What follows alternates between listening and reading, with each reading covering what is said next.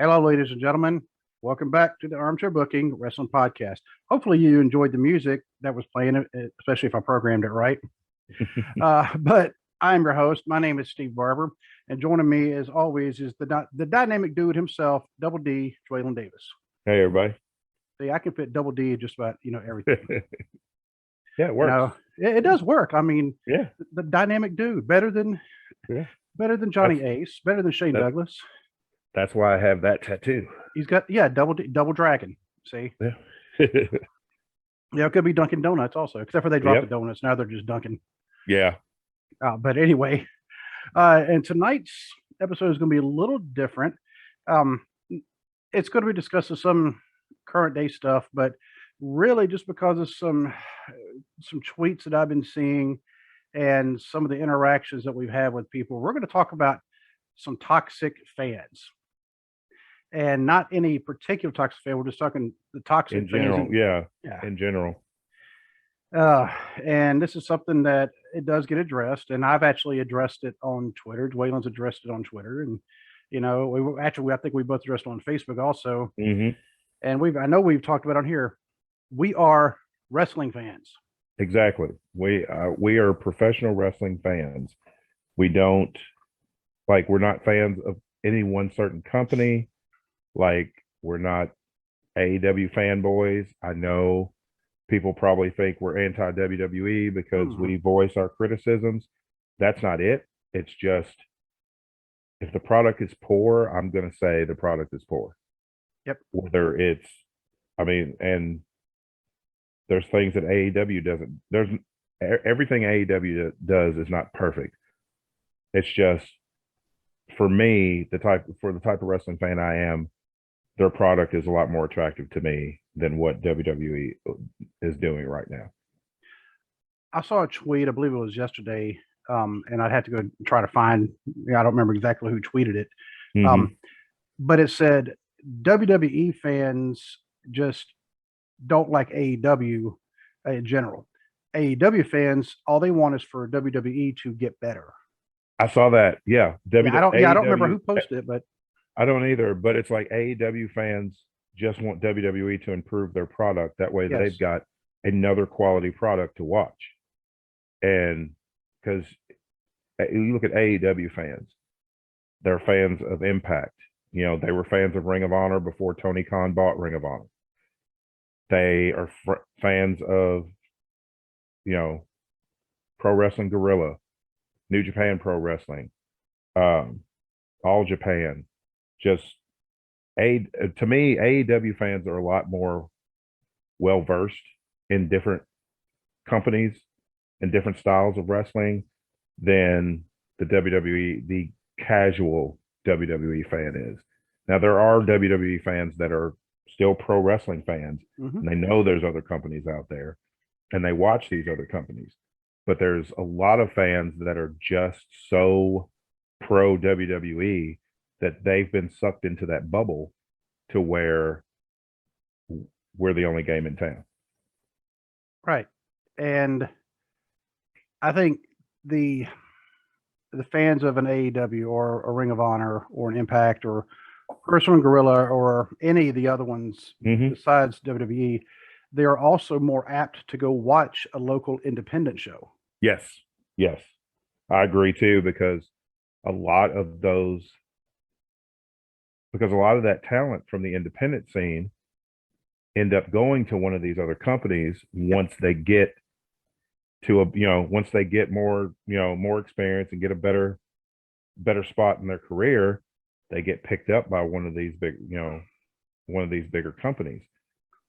I agree with you, but like, WWE fans are when you're solely a WWE fan, you're so locked in on that product that you're not willing to give anything else a chance. You're like, if it's not WWE's style of wrestling, then I don't want to watch it, is how those type of fans are.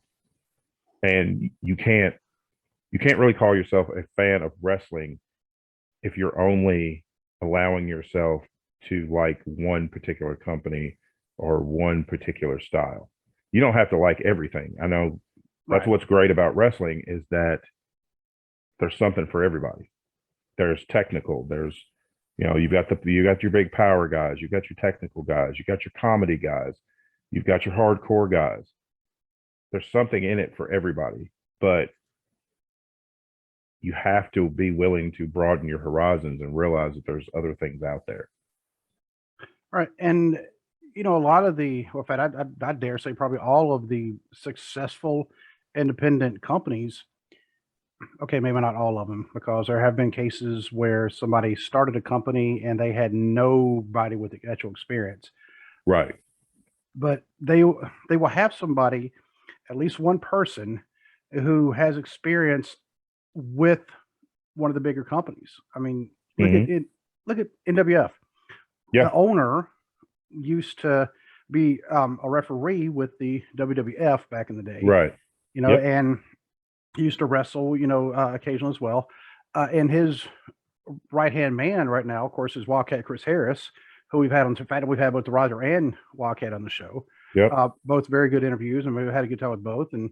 But Wildcat Chris Harris, I mean, think about this. He started with WCW. He went to WWF for just, a hiccup. And then, but he thrived in TNA Impact to the point where him and James Storm were PWI Tag Team of the Year. Yeah. And he was also ranked number 44 on the PWI 500. I mean, that's strong. And now he's helping run the NWF, and NWF is a very successful organization. Exactly. And yeah, Larry D is another one. He was with Impact for a while. Now he's running an organization down in Cynthiana, Kentucky. And OVW, who's that? Danny Davis is running that one, correct? Yep.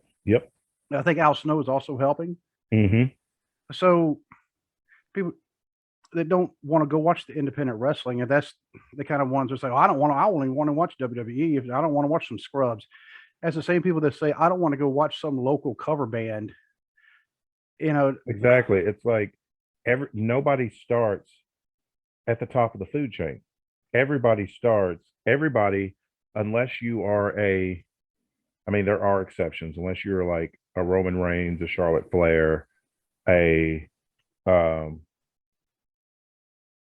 Bianca Belair, Braun Strowman. Those are just some people I think of that are like literally had no professional wrestling experience, were trained at the Performance Center, and ended up being really good. And the first two you mentioned were also second generation wrestlers too. That's true. But that doesn't happen very often. No, it doesn't. That most people with no wrestling experience end up being as good as those names are that I listed.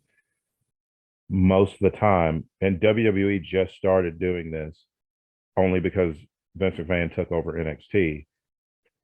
Look at the NXT roster when NXT was in its prime and was the absolute best thing that WWE had to offer. 75% of that roster was from the independent scene. Yep. Whether it was Pro Wrestling Guerrilla or, even Ring of Honor, for WWE, a lot of these companies are considered the independent scene. But it's like, so they look at it like, well, I don't want to watch some scrub from the indie circuit when most of the guys that you follow came from the indie circuit. They started local or a local scene somewhere. Brian Danielson is, for my money, the greatest professional wrestler alive today. He has everything you could want in a pro wrestler.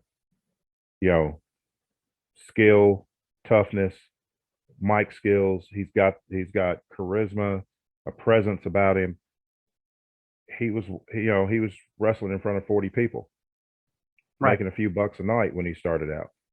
That's how. And you look at the greats. You look at Mick Foley. Mick Foley would talk all the time how he wrestled in front of 100 people, making 40 bucks a night. Living off tuna fish and peanut butter sandwiches. Yeah.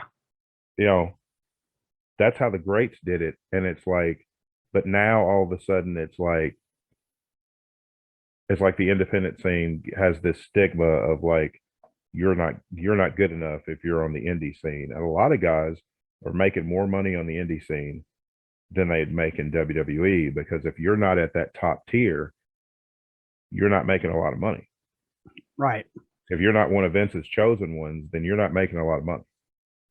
And today I was actually listening to Shivani's podcast, and yesterday was the anniversary of the Raw episode that finally beat Nitro after 83 weeks of losing, 83 straight weeks of losing. And was that when Foley won the title?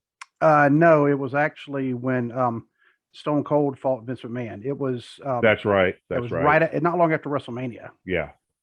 And when they were going through this, I'm sitting there thinking, back then you had two, at the time, very successful wrestling companies.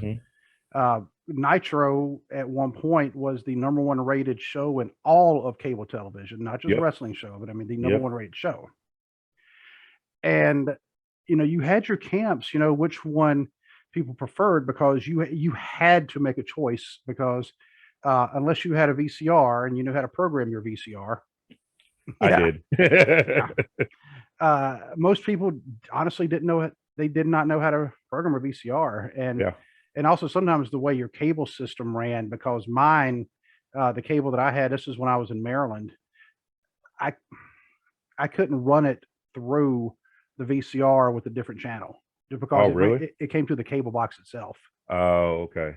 And so it's like once it came out of the cable box, then it would go into the VCR.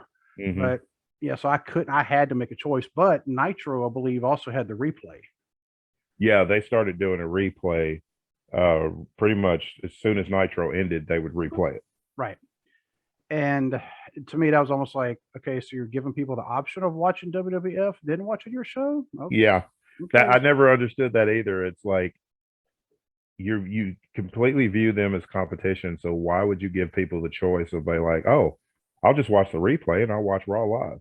Yeah, unless they're saying, well, in the West Coast to get this. No, because I found this out when I took a trip to the West Coast once, and it just happened to be on a Monday, because they weren't going to play Raw at 5 o'clock in the afternoon. It got delayed for 3 hours basically, and then so they could have been thinking about that too. But either way, back then you had your camps.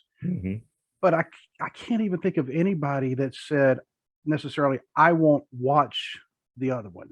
I don't know if anybody. Everybody I knew was like me, and they watched both. Yeah, you tried somehow to watch both. Yeah, I would record one. Like, I ended up getting two VCRs. I had one in my bedroom and one in the living room. That way I could record both shows if I wasn't going to be home. There you go. And then I could go back and watch both. But before that, I just had the one in the living room, and I would just pick from week to week which one I was going to watch live and which one I was going to record, depending on what was going to be on the card. Because, Nitro would always release, they'd always tell you what was going to be on the card. WWE tried to be a little more secretive about theirs at the beginning, until they realized we've got to do whatever we can because WCW's killing us in the ratings. And then I would just pick and choose, but I always watch both. I've never been one of those people that were like, well, I'm not going to watch this company at all. I'm only going to watch this. Right. Because again, I'm a wrestling fan. So I want to watch as much wrestling as I can watch from as many different places as I can watch it. Yeah, because I mean, that goes back to the territories. Now I did prefer Mid-Atlantic, but that's what I first was exposed to. Right. And actually Mid-Atlantic, I mean, their product was so good. They're the ones who ended up becoming WCW later on. Yeah. Well, it's like me. I preferred Jim Crockett Promotions, but I still watched the AWA. I still watched WWF. But my preference was that grittier Jim Crockett Promotion style. It wasn't flashy or anything like that. Even when they started introducing music and a little bit of pyro into things, it wasn't over the top. It wasn't overdone. It just added to that presentation. And like a lot of people are like, it's not, like people have said that AEW is like not produced very well, and it doesn't, it doesn't look like a quality wrestling program. And it's like, that's exactly what I like about it. It does not take a bunch of pyro inside an arena, by the way, Yeah, it to doesn't make take a lot of pyro and LED boards and all this stuff that like WWE uses to catch people's attention. People pay to see their favorite wrestle a good match. That's what people are paying for. They're not paying for, the $1 million production value that you can provide. Because if that was the case, GCW, would not sell out every show that they have. Every single time that they have a show, GCW sells out. And GCW is an old school ECW scale company. Yep. ECW was the same way. Their crowds were small, but they were loyal and sold out any show that they were at. And I would never call necessarily the ECW fans back when ECW really started taking hold back, Mm-hmm. well, right at the time of the Monday Night Wars. Mm-hmm. But they were an alternative to that. Yes. I mean, because they had been around for a few years Mm-hmm. by that point, but they were an alternative to the two big dogs, and their product was so different because I mean they just did not care. I mean, like if you saw a straight wrestling match, it was kind of an oddity because everything else was a hardcore match of some kind. Yeah. But it's like ECW was a platform that introduced, like, Eric Bischoff and WCW want to take credit for introducing luchadors to the United States on a larger scale. Okay, I can give them that. But ECW was the first place that luchadors were able to ply their trade in the United States. That's where Rey Mysterio got his start in the United States. Psychosis. Um, there was a couple of other luchadors, but Psychosis and Rey Mysterio were the two that got their start in ECW before WCW ever started pushing the cruiserweight division. Dean Malenko and Eddie Guerrero were putting on classic matches over the world television title on a nightly basis in ECW. So you did have, and that's kind of like what I was talking about before, where ECW gave you a little bit of everything. You had your comedy, you had your hardcore stuff, but then you got your quality technical wrestling matches. Because I mean, at the time, you had ECW had Rey Mysterio, Psychosis, Dean Malenko, Eddie Guerrero, Chris Benoit. All those guys were working for ECW at the time. So you were getting all different styles from all over the world. Because ECW would have wrestlers from Japan, Mexico, they were a lot more worldly than the other two promotions were until they started stealing their ideas and their talent. One of the ones that you were talking about luchadors, but and how worldly ECW was. One wrestler who came through Mexico and then ended up in ECW, or I might have it backwards. I'm thinking he went to ECW from Mexico, but he's actually Japanese, and that's Tajiri. Yes, you're absolutely right. Yep. He had a kind of a mixture of a little bit of luchador plus a little bit of the Japanese strong style, the technical Japanese wrestling. Yeah, because a lot of times in Japan, they will send young wrestlers on an excursion. They'll either send them to Mexico or they'll send them to the United States. And it's a way for them to get some more experience with different styles of wrestlers and different styles of wrestling.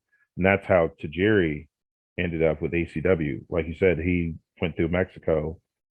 He wrestled in Mexico for a while. Then he came to ECW. And I mean, that's where he was discovered. You got Super Crazy was a big star in ECW. It's just, and that's kind of how it is now. Everybody in wrestling is moving around unless you wrestle for WWE. Right. It's like there is a literal wall here because who was it? Tama Tonga from the Gorillas of Destiny, and they were the New Japan Tag Team Champions. They threw out an open challenge, especially when FTR left WWE. They were throwing out challenges to the Briscoes, FTR, all these teams. And Tama Tonga said, Usos. He's like, we would love to have a match with y'all. He's like, don't let that invisible wall keep y'all from coming over here and and having these kind of matches. And that's the thing. I saw a TikTok earlier. It was somebody who has a page on TikTok where they have different wrestlers, like old school wrestling clips. And there was an interview with Jerry Lawler, and he was saying how when he was the unified world heavyweight champion, because he was, he had beat Kerry Von Erich for the world class world title, and he was the AWA world champion, and he was, of course, the USWA world heavyweight champion. So he was the unified world heavyweight champion. And he said Hulk Hogan can't say that because he is the WWF champion. He is a company champion. Mm-hmm. He's like, Ric Flair can't say that because he is the NWA champion, but he is tied to that company and that company alone. And that's kind of how it is now, because you've got all these different world champions are moving around different companies defending their version of the world title. And over here, you've got WWE, and it's like you've got the WWE world title, you've got the Universal title, but they're only defended in that bubble. Right. So it's like, how can you actually call yourself a world champion if you're not literally wrestling the rest of the world? Because even when they go to different countries, they're still just wrestling WWE people. Exactly. And Flair, when I would take a little bit of exception to what Lawler said about Flair. Yeah, there's a little bit, yeah. But Flair would go into the different territories, including around the world, and he would wrestle their best or whoever their number one contender was at the time. Yeah. But like you said, WWE, okay, our spectacle is we're coming to the circus is coming to town. Okay, we're gonna show you the same two guys. Yeah, exactly. Everywhere. That's like, okay, say Roman Reigns right now is the unified champion. If they go to Japan, he's still going to wrestle a WWE guy. He's not going to wrestle somebody from New Japan Pro Wrestling or Pro Wrestling Noah or All Japan. He's just going to wrestle a WWE guy. So it's like it kind of devalues your world title when you literally only wrestle people within your own company. Right. And some of the fans who believe the WWE is just the be all end all of wrestling. And yeah, now they are saying they don't want any more independent wrestlers. But what happens when they leave WWE and they do become stars somewhere else? You can't say, well, they just couldn't hack into WWE. No, a lot of times it's because WWE was misusing them. Exactly, because you look at FTR. FTR is, in my opinion, they're the best tag team in the world right now, and that's saying a lot because there's a lot of great tag teams out there right now. But like you could see what they were capable of at NXT under Triple H. You saw what they did. I mean, they had classic after classic match in NXT. They get moved to the main roster. The only reason they won any tag titles is because it was a way of keeping them from leaving.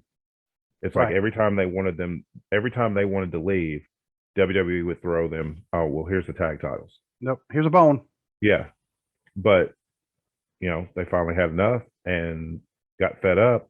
They left. People were automatically, like you said, they're like, oh, well, they just couldn't hack it in WWE. It's like, no, WWE, as soon as they hit the main roster, they just misused them from the jump. Look at what they've done now since they've left. They've been the AEW World Tag Team Champions, reigning Ring of Honor Tag Champions, reigning AAA Tag Team Champions. It's like, the guys are amazing, and they've always been this good. They're just getting the opportunity to show how good they are. And oh, just the conversation you were telling me about yesterday that you had with someone who's just all about WWE Mm-hmm. because they think, well, it's got to be, wrestling is a big man's game. And that's the thing. Once upon a time, it used to be. Wrestling did used to be a big man's game. In the Hogan era, when you had the huge, larger than life characters and wrestlers, and because Hogan's like 6'8". Hogan, Well, he was billed at 6'8", but he's built at 6'8". He's probably more like 6'5", 6'6", but yeah, still, I mean, he's a big guy. At that time, he was a big guy. He was, over 300 pounds. You had guys like Andre, and then, but then the business changed, and, you know, and now it's like WWE is going back to that bigger is better mentality when it's really not, because, okay, you have Roman Reigns, you got Brock Lesnar, you got Bobby Lashley. I like all those dudes. Nothing against them at all. But you look at the Brock Roman match from this past WrestleMania. It was boring. yeah. It was the same match that they've always had. Then you look at that match, and then you go and look at CM Punk and MJF, the dog collar match from Revolution. And that's the match everybody was talking about. People are still on social media talking about that match. Nobody's talking about, the only thing they're talking about Brock and Roman is that Roman is the undisputed champion. That's the only thing they're talking about. They're not talking about the match because the match wasn't any good.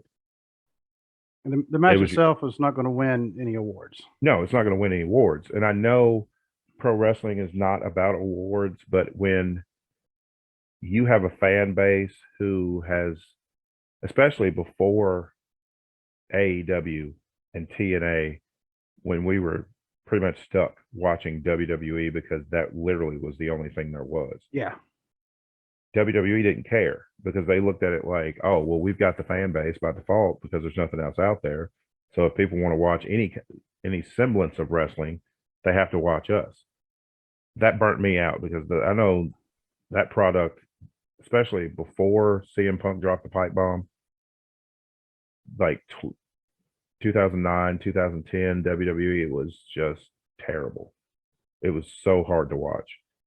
And a conversation I had last night was like that AEW guys are too small, or they don't look like stars. They don't have any personality and all that. I disagree. I mean, you've got John Moxley, CM Punk, MJF. I mean, Jonathan Gresham was a person that that was brought up that was too small and didn't have any personality and everything. Here's the thing: Jonathan Gresham is on the same level as Bryan Danielson. Yep, that's what I want to watch. I don't care if he can't talk on the mic. Chris Benoit was not good on the microphone, but the bell rang, and his matches were great. That's what's important to me. It's not WWE has made it to where people think if you can't cut a promo, then you're not a good wrestler. I'm looking at a list of all the Pro Wrestling Illustrated matches of the year. Mm-hmm. Now some of or we'll just say the Aftermax, because they actually were doing these awards before PWI was even a thing. Mm-hmm. And I'm going to list some of them. But before I do, I want to go ahead and give our contact info, because I haven't done that yet. Because we're just so passionate about this that we just jump right into it. Yeah. But if you'd like to email us, please email us at armchairbookingpodcast@gmail.com. You can find us on Facebook at facebook.com/armchairbookingpodcast. You can find us on Instagram at armchairbookingpodcast. Find us on Twitter at bookingarmchair. Excuse me. Find us on TikTok at armchairbookingpodcast. You can find us obviously on YouTube if you're watching us, and if you're listening to us on one platform, or you can find us on all the other ones too. Just about any kind of audio platform that's out there, you can find us. we're not on there, let us know. We'll get ourselves added. And if you would like to get, some merch, kind of like the shirt that Dwaylen's wearing right now, you go ahead and model it. You're a model. Everybody knows it. Yep. So, but if you would like a shirt just like Dwaylen's wearing, you can always go to tpublic.com/user/armchair-booking-podcast, and you can get a shirt just like that, or a coffee mug, or a phone case. Cell phone case. Yep. And all sorts of other products. I mean, it's actually pretty neat how they have all that set up. So, and you can always tweet Dwaylen at fat_daddy73. That's on Twitter. And last but not least, we're of course being hosted by Block Talk Radio. Yep. And I also want to give a shout outs to TNC Sports Talk, Jay and Trey. They put on an excellent show. I've actually missed less because I've been at work. Fortunately, I'm off until next Wednesday. Gonna play catch up. I'm going to play some serious catch up. I may sleep until Easter morning, the way I feel right now. And also give shout out to the Hillbilly Hill, Ted the Hillbilly Hill, him in the Hill Truth podcast. He puts on a great show every week, and he's been getting some interviews on there. I'd love for us to be on his show. I'd love for him to come on our show. Mm-hmm. And speaking of which, we do have some interviews coming up. Got that confirmed. He's all about it. Not Ted. I mean, we'll have to talk to him. Right. But yeah, somebody else. Great King Titan. We have him scheduled to come on next Monday. Awesome. Yep. So, great wrestler. If you haven't had a chance to see him, he is part of the Northern Wrestling Federation, and just a great guy all around. I mean, I saw on Facebook. I think Facebook and Instagram. He has a match with Chris Demise at Bone Crushers this week. Yeah, it's they've been doing kind of a heel versus heel thing. I noticed that. Yeah. Yeah. So him and Sean Evans have been going against MCE, in a way. So it's like, okay, it's kind of interesting. Yeah. So but we could talk to him about that on Monday and find out what that's all about. So but yeah, so like I said, hopefully everybody's enjoying the show. Definitely go on Apple Podcasts, if that's your preferred platform, go give us a 5-star review. That actually helps us out. That helps us get seen even more. If you like us, let us know. If you don't like us, well, let us know, and let us know why you don't like us. That always helps us. And also want to give a shout out to Jamie and John at True Crime Cast and Bless Their Hearts, because they've been putting out some good stuff, and I need to talk to them anyway about some stuff, So, but yeah, definitely good guys, and they're Kentucky boys, so that's another reason I gotta just kind of throw that out there. But anyway, I believe I covered everything. Yeah, I believe so. Yep. So yeah, I'm kind of slacking. My wife bought me this shirt yesterday, and we're still kind of confused. Well, it's WrestleMania 6, but it has Warrior and Savage. I don't get it. That should be WrestleMania 7, or they had to put Hogan on the shirt. But all right, now, like I was saying, the matches of the year, and I'm not going to go through all 50 of them because there's literally 50 of them on here. Mm-hmm. But I mean, some of the ones on here are things like Jack Briscoe and Dory Funk Jr. Not exactly two big guys. No.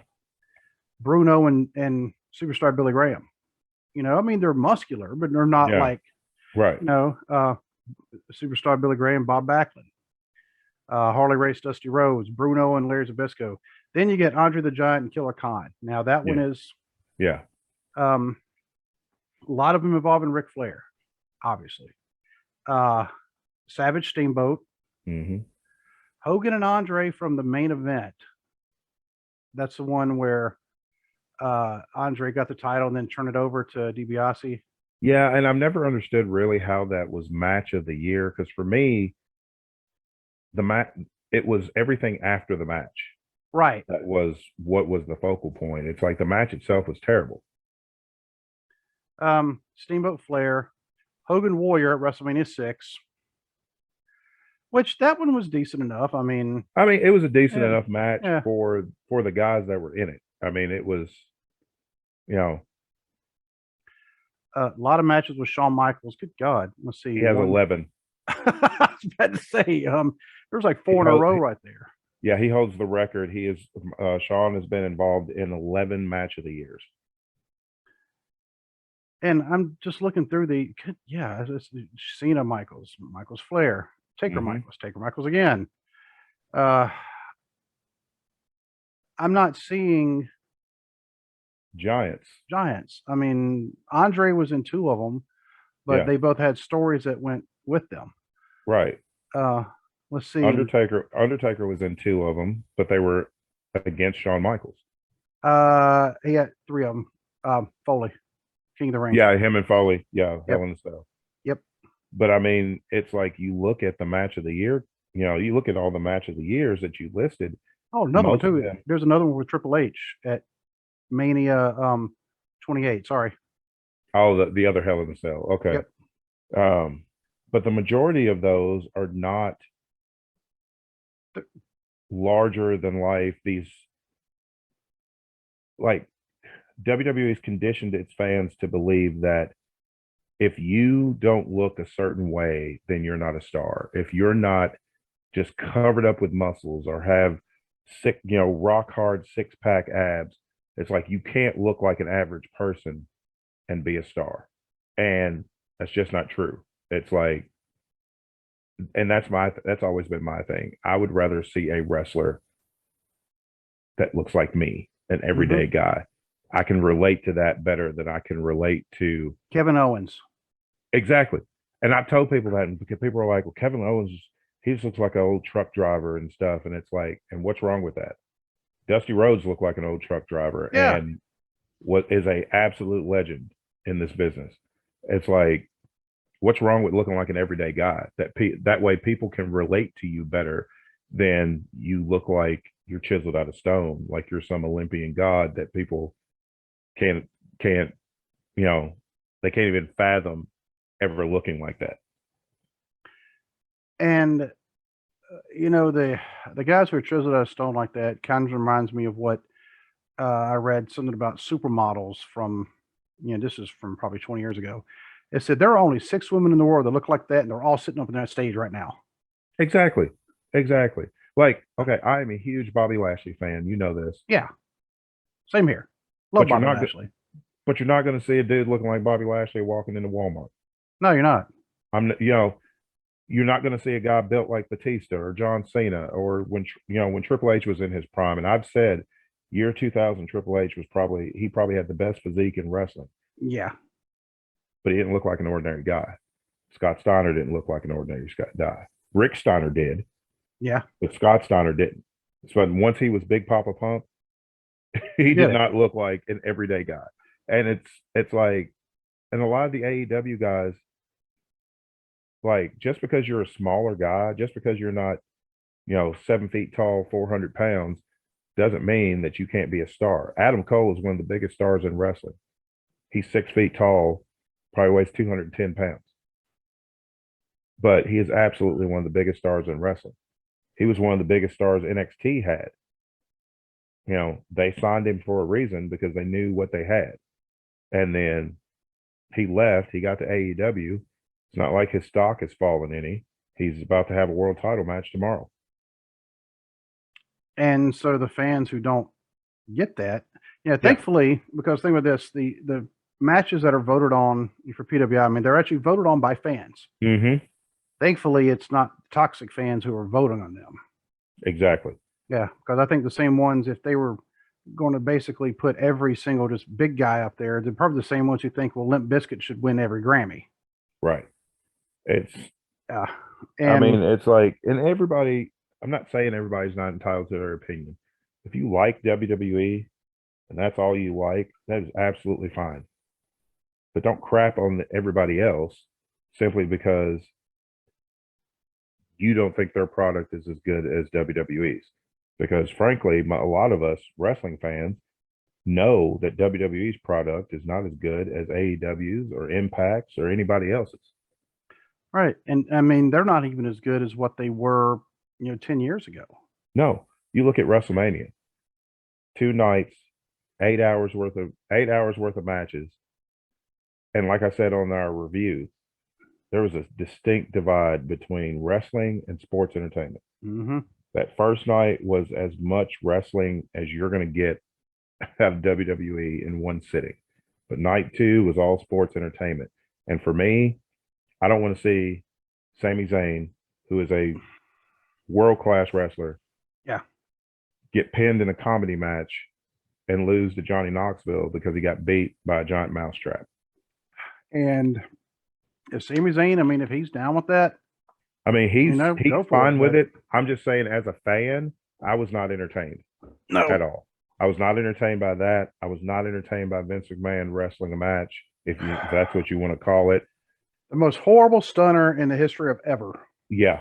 And it's just, for me, that's not entertaining. For me, is watching John Moxley and Wheeler Yuta last Friday on Rampage build a star, because last week Wheeler Yuta, who has been kind of flirting with wanting to be in William Regal's group with Danielson and Moxley, literally went through hell, got busted open, and blood everywhere, never gave up. I mean, AEW literally built a star in 20 minutes. That's what I want to see. I want to see wrestling. I don't want to see the shallow pomp and circumstance. It's all good if you have all of this, $1 million production and then quality wrestling to go with it. But if all I'm getting is the flash but no substance, Right. then what's the point? If your product is not up, if your product is nowhere near as good as your production, then what's the point? Like Jim Ross always says, you got the sizzle, but no steak. No steak. Yep, exactly. And me personally, I mean, I like to have myself some nice steak. We had some steak last night. Actually, that's one reason. I had steak tonight. Yeah. And yeah, if the waitress had showed up with just, a hot skillet just sizzling with nothing in it, that's like, then can you take that back and give me the steak? I don't just want the sizzle. Yeah, here you go. Here, have some gristle. Yeah, and that's what WWE gives you, is like, we've got, I mean, and their production value is absolutely second to none. Of course, they have the money to do that. But they can put on a fantastic production. But they either can't or refuse to put on week to week a quality wrestling program. I remember back when I first started watching wrestling, the shows or the matches you would see on TV were kind of a advertisement for the house shows. Yes. And later on that kind of evolved into, well, they still have house shows, but now their moneymaker is the pay-per-views, Yeah, so, and back in the day, house shows were canon. They went along with if something happened on the house show, it reflected on television, and vice versa. Now it's like house shows aren't even canon. It's just I've been to house shows. I mean, they were fun, but none of it translates to nothing that happens in pay-per-view. right. As far as WWE is concerned. Yeah, and now, I mean, it's getting to the point, okay, what you see on TV should be a teaser. You want to go watch the pay-per-view because the pay-per-view will be better. But we pointed out so many times that here lately, the pay-per-views have just been the same matches you're going to see. Yeah. I mean, like lockstep. I mean, it's, the same sequence of moves, and there's, give me something different. Don't make me regret watching this. Well, and I knew this when the network was going to start. I knew it would be like this. The network, well, it's not the network anymore, but WWE Network, Peacock, whatever, depending on where you are in the world, it's a blessing and a curse, because it is a blessing to wrestling fans to have access to that much wrestling content, in one place. But it is a curse because you get all of that. Like, even with Peacock now, it's Peacock is cheaper than WWE Network was. You pay for like $5 a month and you get all the WWE content. And it's like, they know, well, people are only paying $5 a month. So we don't have to put our all into these shows, because they're only paying $5 a month for it. They're not paying $60, $70 a pop like they were when it was on pay-per-view.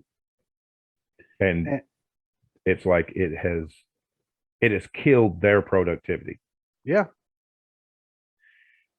because like you said, the network great for wrestling fans, horrible for their bottom line. Yeah. Uh, Yeah. and I think another thing where they kind of messed up, and we've almost slid off the topic of like the toxic fans, and hopefully, we don't sound like toxic fans because I mean we're not bashing WWE. We love the wrestlers. We just don't like what the product has been morphing I into. yeah, I don't like the booking because the Right, booking, and every company is going to have some booking decisions that don't make sense. right. I mean, I'm not gonna say AEW's never done that. I mean, Honestly, AEW did it last night. It wasn't as bad as people are making it out to be, but the ending of the show kind of fell flat. But that's the kind of thing you try things. Some things work, some things don't. right. But WWE's been doing this long enough to where they know what works. So it's like I feel like a lot of times, and to kind of bring this back around to toxic fans, I kind of feel like they get that toxicity from the top because it's like instead of giving it's WWE, there are fans that are very vocal about what they would like to see in WWE. And I feel like they go out of their way to do the exact opposite just because they can. And because it was like, well, you're still paying to come watch us. Well, the problem is people are they're starting to not go Yeah. watch them. Yeah. And I think it would help them if they would scale back some of the pay-per-views. They just Hmm. had WrestleMania. Now they're going to have what they're calling a WrestleMania backlash. Which has already got a rematch on it, which is Cody and Seth. It's going to be a great match, and I'm going to watch it. I'm Yeah, sure I'll enjoy it. But it's like we just had this match. literally. What was the point of having it on WrestleMania if you're just going to run it back 3 weeks later? If you're going to do that match again, that's fine, but do it a couple of months down the road where it'll be fresh. Not, I just saw these people wrestle. Why am I going to be invested in watching this again? And think about this, they're having to pay for the production of these pay-per-views. Well, Mm-hmm. these premium live events, Yeah. which they're paying the exact same cost they were when they were still considered to be pay-per-views. Mm-hmm. They're not getting back the same money because yeah, they're getting the live gate, whatever that might be. Mm-hmm. They're not getting those buys from home. Yeah. And if of course, WrestleMania was a sellout. WrestleMania is always a sellout. Always a sellout. That doesn't mean Backlash is going to be a sellout. Right. Doesn't mean. I mean, really, you look at the ones that are guaranteed sellouts: Rumble, Mania, Money in the Bank, SummerSlam. Those are your four WWE shows that are guaranteed to sell out because those are the most popular ones. And All the other ones, I was about to say Survivor Series. Is that one? not really anymore, just because they don't. It's just like every other pay per view. It doesn't have that, you know, speciality, to it anymore. It doesn't have. They barely do the elimination matches, which is the whole point of Survivor That was the Series. point of it. Yeah. At And one time, Vince just wanted to scrap the whole thing and not even do Survivor Series. be honest with you, elimination matches, you got 5-on-5, and sometimes I have even more than that. Mm-hmm. God, they get so boring. Yeah. You're like, Yeah. this match has been going on for an hour and a half, and there's Well, still 3 guys especially when left. you're just throwing people in there. Like when they first started doing Survivor Series and you had Hogan's team versus Andre's team. Yep. And things, it was exciting because it's like these two guys rarely touched. So Right. to get them in a possible spot where they're going to face each other was exciting. Even when they did the brand split and everybody stayed on their assigned brand except for Survivor Series when they had brand warfare, Right. then you got to see matches that you didn't normally see throughout the year. But now people roam back and forth between shows and they just, they don't even point of the split. Yeah, what's the point of the brand split when you've just got people showing up for nothing? Yep. And when it comes to the toxicity of some of the fans who are extreme brand loyalists, I want to ask them, okay, how would you book this then? What would you Yeah, do to change this company that you don't like? yeah, And don't say, well, you would just, shut them down. Well, there's still a bunch of wrestlers that, what if they come to your favorite company now and they yeah, start thriving? You're then all the points that you've been trying to make are now invalidated. right. And it's like, okay, like AEW, the thing I see on Twitter all the time is how Tony Khan signs all these ex WWE people and they're pushed ahead of the homegrown AEW talent, which one is false because every single AEW champion is a homegrown talent. Hmm. Adam Page is the world champion. He was there from day one. Jade Cargill is the TBS champion. This this is the only wrestling she's ever done. She's 30 matches into her career, and they've all been with AEW.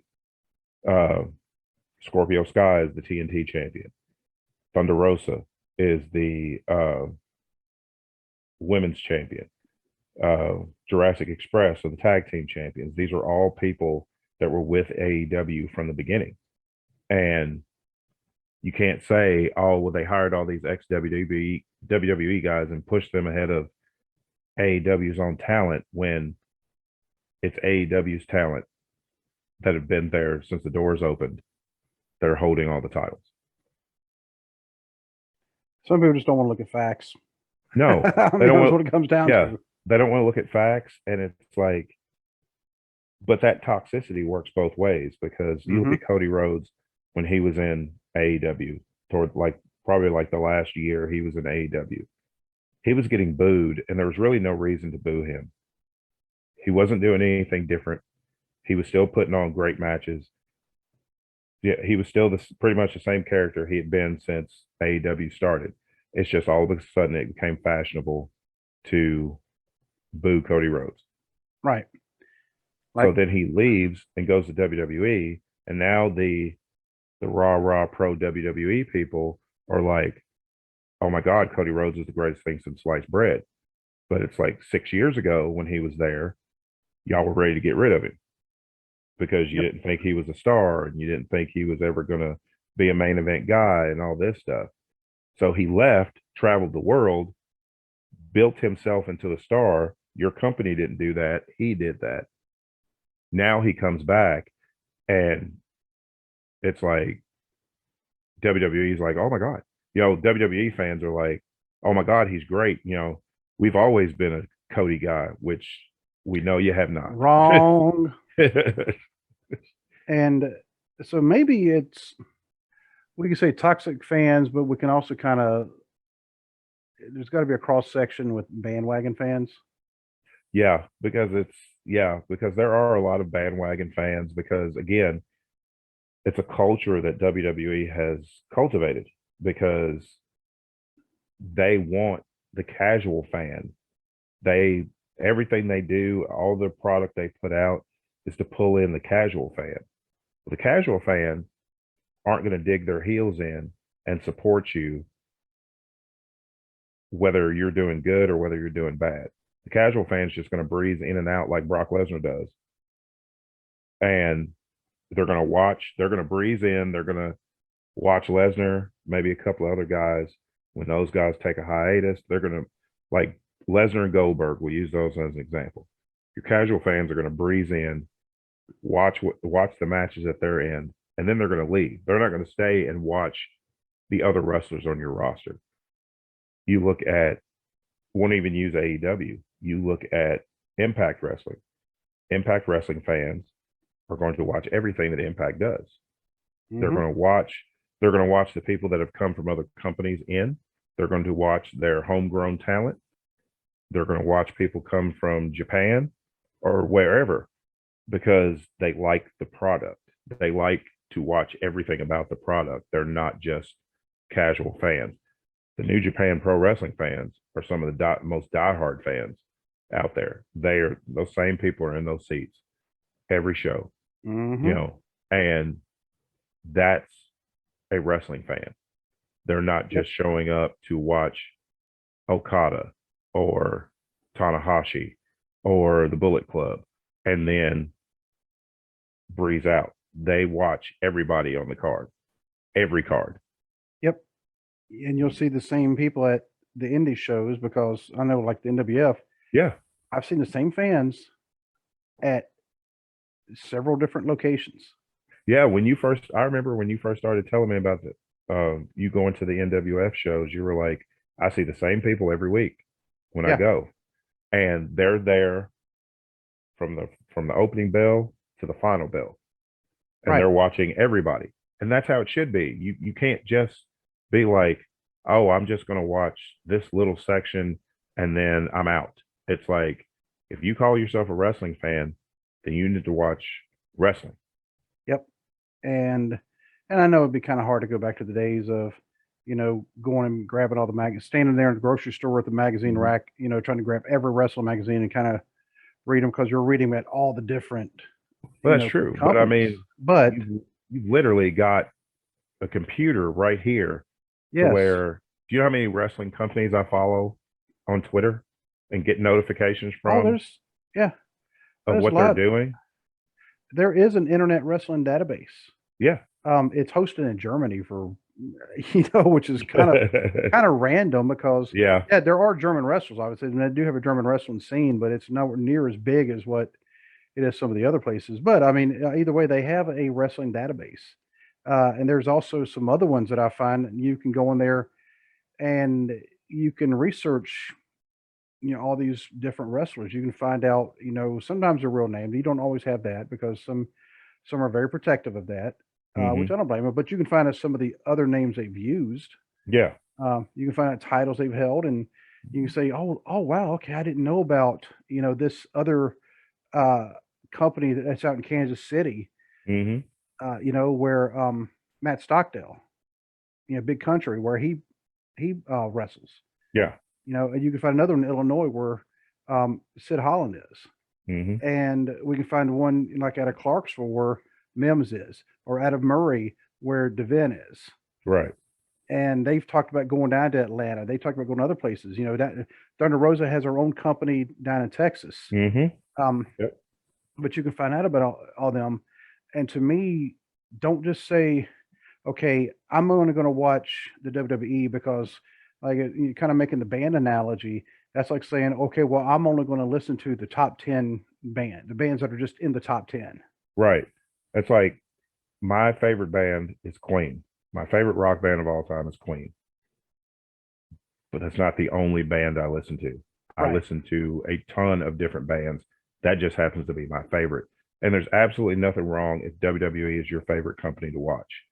But and that's fine.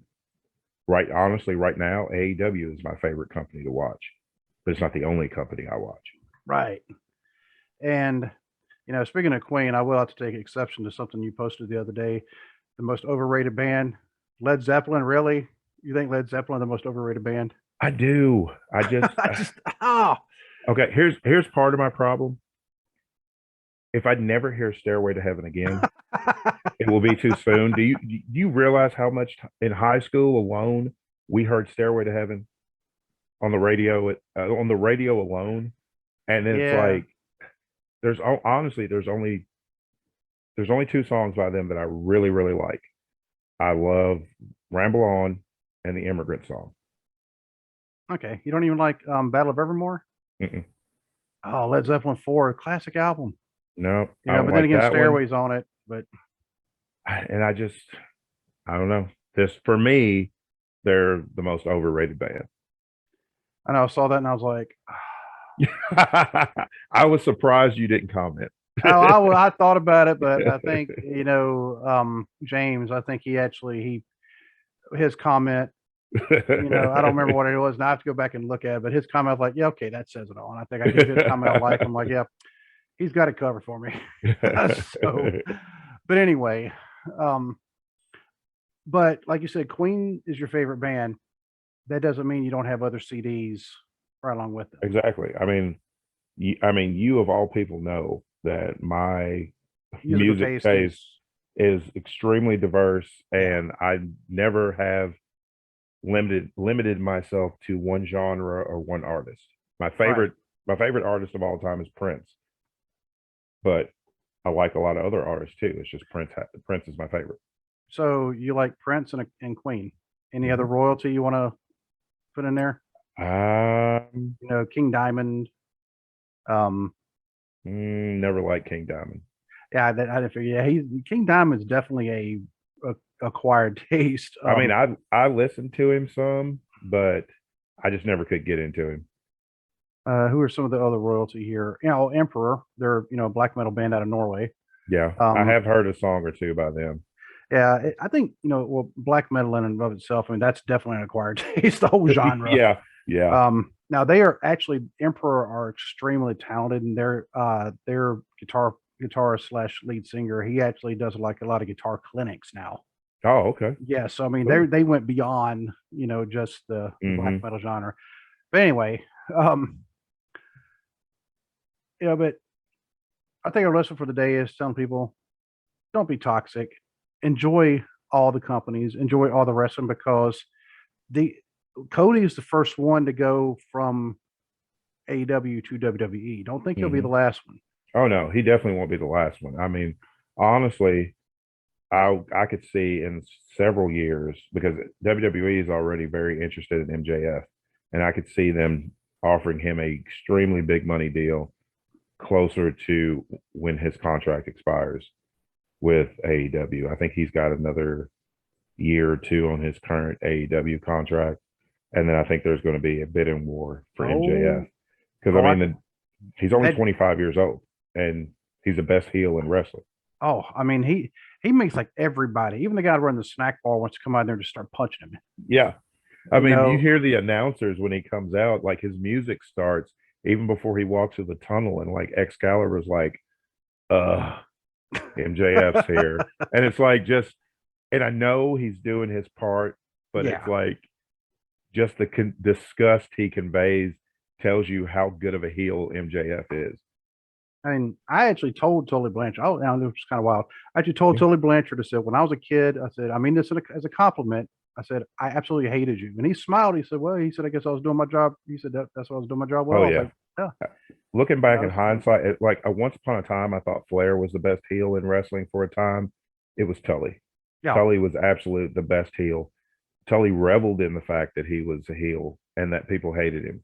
But yeah, and he was like he said on the Horseman DVD, he's like, that's the job. yeah, That's what I'm supposed to do is get you riled up enough to where you'll leave your house, pay for parking, pay for concessions, buy your tickets and sit through some not so good matches to get to my match, hoping that somebody shuts my mouth. yep. And so, I mean, but that's wrestling. That's not okay. I'll only watch the AEW or I'll only Exactly. watch MLW. I don't even think we mentioned them. Yeah, I didn't mention Um, MLW. Yeah, but I watched a MLW World Title match earlier today. It was Alex Hammerstone and Davey Richards. But I mean, they have some really good wrestlers in their company. I mean, that's where Matt Riddle came through. It's mhm. where that's where Swerve Strickland came through, and it's like, they're considered an independent company, and it's like there's nothing wrong with the indies people. That the indies is what feeds the majors. Yep. So it's like, you know, Just like all the bands that are playing stadiums, they started out in clubs. yeah, they started out in clubs and dive bars. Yep. I mean, you look at Guns N' Roses; they were the biggest band in the world at one time. They started out performing in dive bars on the LA Strip. Yeah. Yeah. Like Metallica, same thing. Well, of Hmm. course, Metallica ended up moving to San Francisco because the Hmm. thrash scene was better. Yeah, Um, and when you look at a band like a Three Doors Down who started, you know, and I think they're out of Biloxi, I think Mississippi. I think so. Yeah, there's not a huge music scene in Biloxi. Uh-uh. I saw Eh, them in Murray Really? actually. Yeah, there was Three Doors Down, Nickelback, and Dust for Life. They were a newer indie band. They were pretty good. Nickelback stole the show though. All right. Yeah, They were fantastic. and see, the same people who are toxic against AEW, probably the same ones who don't like Nickelback just because.